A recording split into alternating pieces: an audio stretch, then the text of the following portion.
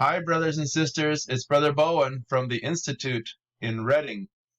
Hey, we're going to have our second Zoom Institute class this Thursday, April 2nd. We're going to have a chat room open at 6:30 to hang out and visit with all your friends over video, and then we'll have our class from 7 to 8.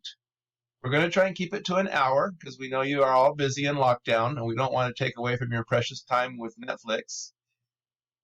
Just kidding. Sister Bowen's laughing right now.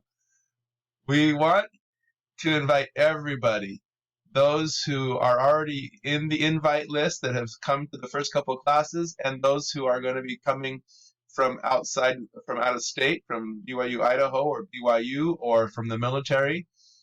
So invite your friends and those who might be interested in joining in with us over Zoom to come and hang out and learn about Lesson 4, the Principles of Revelation.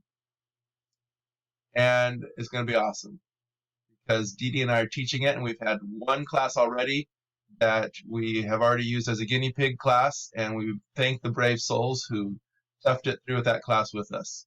So we look forward to seeing you. Bye. We'll have spiritual food, and you guys can eat real food over the video while we're talking.